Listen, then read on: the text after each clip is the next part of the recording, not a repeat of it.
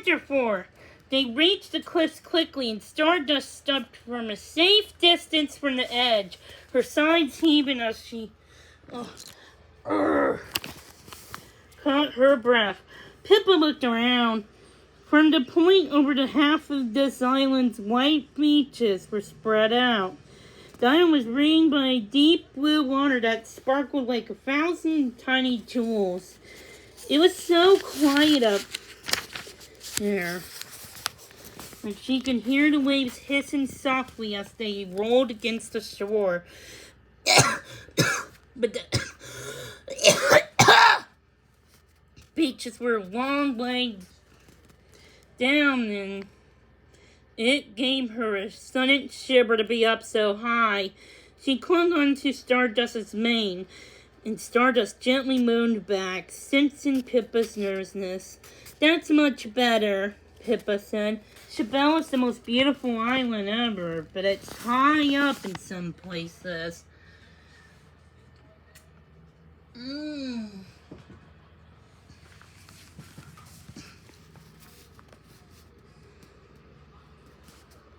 Pippa looked down the stretch of the beach to watch the ponies racing across the sand. Even though they were so tiny from this height, it was still possible to pick them out. White sand sprayed from their hooves as they thundered along the plains. The stocky chestnut in the lead was Blossom. In second place in long way was a paint pony, his neck stretched and steam rising from his body as he struggled to catch up to her. Then there was a tight cluster of ponies who were bumping into each other and jousting each other as they ran.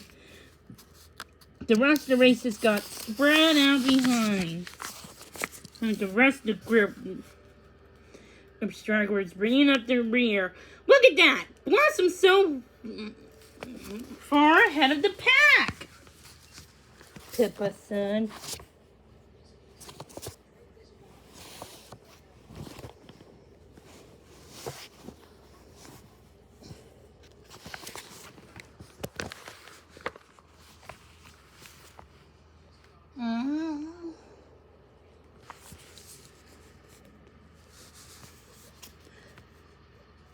"No one will catch her now," Stardust whinnied.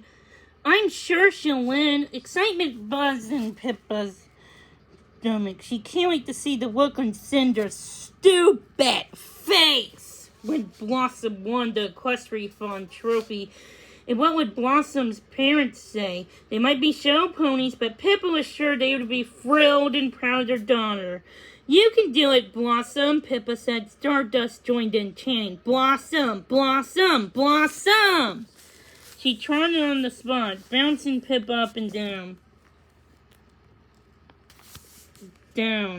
It was so much fun that at first Pippa didn't know there was something moving out of the sea, faster and faster. Two white shapes were heading towards the shore.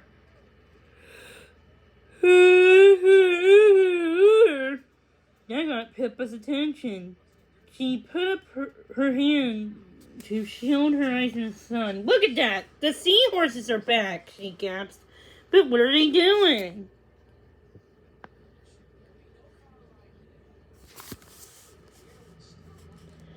Suddenly, Pippa realized they must want to speak to her.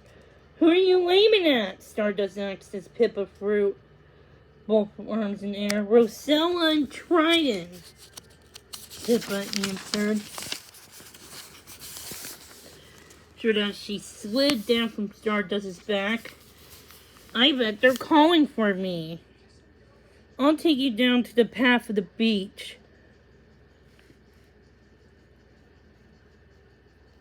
Stardust said. Pippa hesitated. Riding Stardust would be much quicker than going by foot, but what about Blossom? They'd promised to watch her race. "Thanks, but you better stay here in case Blossom gallops past on her way down the cliff. She won't see you cheering her on. She'll be so disappointed."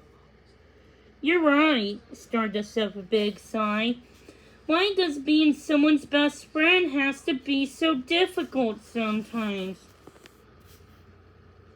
I don't know, said Pippa. But she climbed down from Stardust's neck. And I can stroke her nose. But it's worth it, he said. Definitely, Stardust agreed, nudging Pippa's hand. I won't be long. With any luck, I'll be back for the race. Pippa set off on a run, racing towards the land if she was in the equestrian farm herself. The ground was bumpy and was covered with spiky grass that whipped against her legs. She gritted her teeth and ignored it. She ran so fast that she almost missed the path sharply. Pippa turned left and stumbled down the steep track. Stones rattled under her feet. She slipped and nearly fell. Throwing her arms out to save herself, she rushed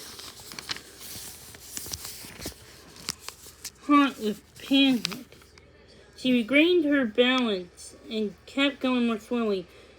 Far away, the seahorses walked, bobbing up and down the water so urgently that Pippa thought this must be a bird.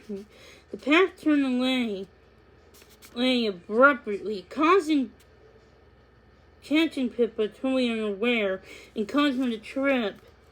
The next minute she knew she was running. Then she was pitching headfirst down the path. Letting out a scream, she felt her heart skip a beat. Instinctively, she curled up into a ball. She tumbled to the ground, hitting a path with dull thud and rolling a short distance until she stopped. Ouch! Now her heart was banging like a crazy drum. Everything ached. Carefully, Pippa sat up and tested her arms and legs. She was relieved that nothing was broken.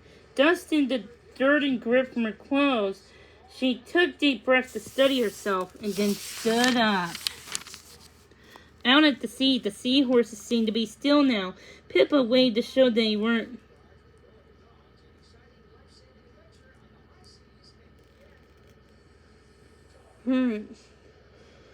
But she stared off again. Something pinged against her ankle. Stopping, she stared at her foot. Oh no, Pippa said. The strap of her sandal had snapped, leaving the shoe hanging uselessly off of her foot. Pippa stared at it for a moment, and then quickly tied the broken ends together. The strap wasn't long enough, and it kept getting undone. She pulled a crumpled tissue out of her pocket and wound it around the broken strap like a bandage. As soon as she took a step, the tissue fell away. Angry, Pippa pulled the sandal off and threw it aside. Now, what was she gonna do?